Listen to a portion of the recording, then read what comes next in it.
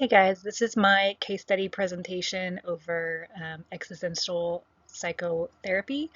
I'm going to apologize to you ahead of time. I'm down in my camper, so you have the ugliest curtains to look at, and I'm so sorry. So, what is existential psychotherapy? I don't know why that word is so hard for me to say. It is a class of therapy which utilizes therapy techniques such as integrative meaning therapy and existential positive psychology, or EPP. It can help patients review their experiences and circumstances in order to find the meaning of these events in their life, and to authenticate their lives in order to thrive in their current situations.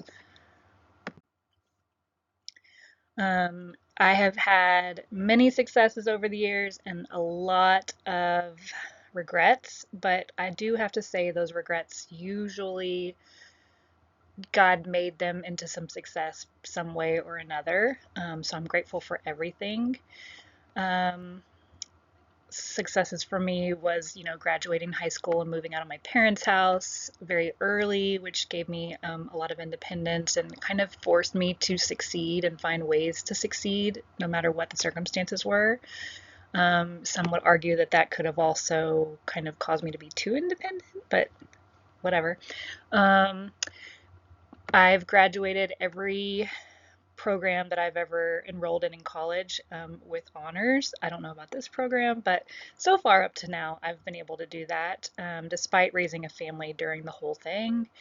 I have three wonderful boys that, could have gone a whole different path in many circumstances. And so far, they are really solid Christian men. And so I'm pretty grateful for that success. Um, After my divorce, one of the big things that I'm really proud of is that I didn't rush. I took a lot of time for myself. I reconnected with my relationship with God and kind of really learned what was good for me. And I really feel like that is a key to the successful marriage I have now. And then allowing myself not to put up walls, I think, was a huge success for me because I could have very easily done that. Largest regrets of my life probably mostly involved just letting myself get lost over the years, um, giving others my peace, if that makes sense. That's definitely something that I look back on and just regret.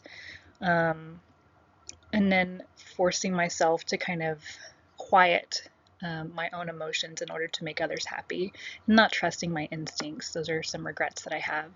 But again, in the end, most of them turned out to be okay. So I'm still here.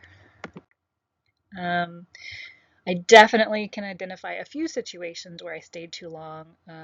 I've been guilty as an NP in staying in positions that I really stayed for the patients, even though the position itself wasn't the healthiest for me. So there's that. Biggest, one I've talked about many times is my marriage. Stayed 20 years in a marriage that the flags were there very early on. Um, I made a lot of excuses in order to stay, a lot of pressure on myself. It's going to get better. He'll settle down when he's 20, 25. It's going to get better when he's 30. It's a lot of excuses. And then as my children got older, it was they're going to graduate in 4 years and 5 years and whatever it was. So definitely stayed there too long. And again, that's one of those things that I look at it both ways. Yes, I stayed too long, but then I see my sister and her divorce and her having a young child, or my stepdaughter and her divorce and having two young girls. And thank goodness I didn't have to deal with that because I don't know how it would have gone. So I see it on both sides of the glass. Um, Looking at this case study, I really felt like the therapist did a really great job of allowing the patient to kind of a little bit of flip flop, but really take her time, find her words, reflect on things. I really did feel like this therapist did a good job at that. There wasn't anything that would have prompted a major reset or redirection, in my opinion.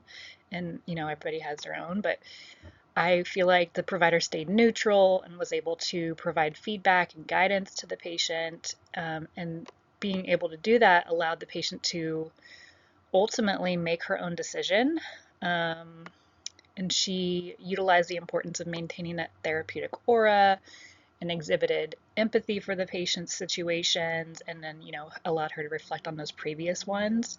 She engaged with the patient's existential concerns, um, and the themes in her life, which kind of led her back to where she was now and allowed her to kind of have that growth that she needed.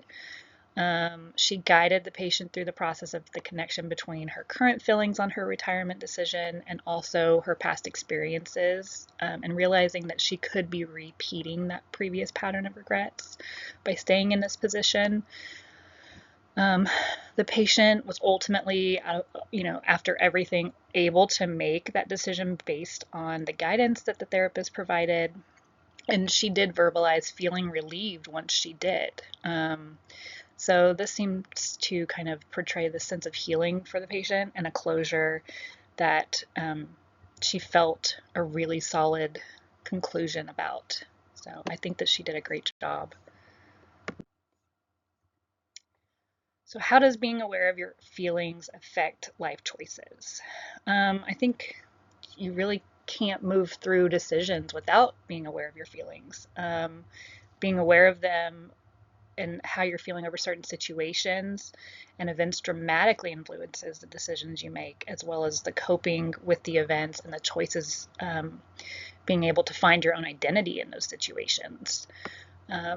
For people who are able to be aware and of those feelings and tap into their own emotions and feelings on different events, they could have the ability to make those decisions more closely aligned with their own preferences.